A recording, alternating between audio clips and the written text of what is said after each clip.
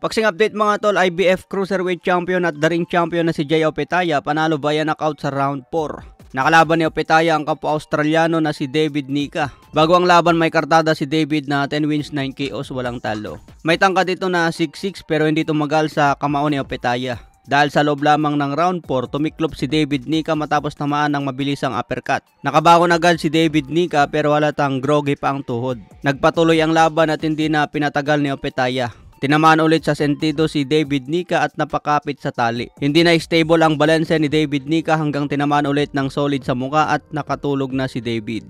Sa lakas ng suntok ni Opetaia, nanaginip muna si David at naglakbay sa langit. Nakuha ni Opetaia ang panalo via knockout. May bagong kartadang hari na 27 wins, 21 KOs walang talo. Edad 29 pa lang itong mga tol at nasa kalakasan. Target ngayon ni Opetaia ang isang unification fight kontra Zurdo Ramirez. Ito ang may hawak sa WBA at WBO. Matatanda ang dinurog ni Dimitri Bivol itong si Zurdo Ramirez, kaya umakyat na lang ito sa Cruiserweight Division. Magandang hakbang ang ginawa ni Ramirez dahil naging unified champion sa Cruiserweight. Kung maglaban si Ramirez at Opetaia, unification ito ng 3 titulo. Hawak naman ni Badou Jack ang WBC belt. Kaya itong tatlo ang pwedeng maglaban para maipon ang 4 na belt. Kung matalo ni Opetaia itong si Ramirez at si Badou Jack, maging undisputed champion na ito at posibleng aakyat pa ito sa heavyweight division. Katulad sa ginawa dati ni Alexander Usyk, matapos maipon ang 4 na belt sa Cruiserweight, umakyat sa heavyweight at dito na mas gumanda ang karir. Tinalo ni Usyk si Anthony Joshua at Tyson Fury at naging undisputed heavyweight champion. Si Usyk ang kauna-unang undisputed na nakaipon ng 4 na belt sa heavyweight. Dapat matagal nang may undisputed sa heavyweight kung naglaban noon si Joshua at Tyson Fury.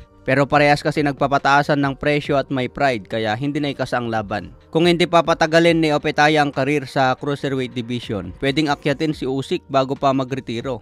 Ito din ang plano ni Ed Hearn mga tol, paakyatin si Opetaia habang aktibo pa si Usyk. Magandang laban ito mga tol, may lakas si Opetaia para masaktan si Usyk. Pero sa skill at bilis lamang pa rin si Usyk. Tingin ko kaya ni Usyk tanggapin ang power ni Opetaia dahil nakayanan niya ang suntok sa heavyweight division. Sa iba pang balita, Teofimo Lopez nireject ang laban kay former champion Subriel Matias. Ito sana ang ikakasa ng top rank para sa muling pagbabalik ni Lopez.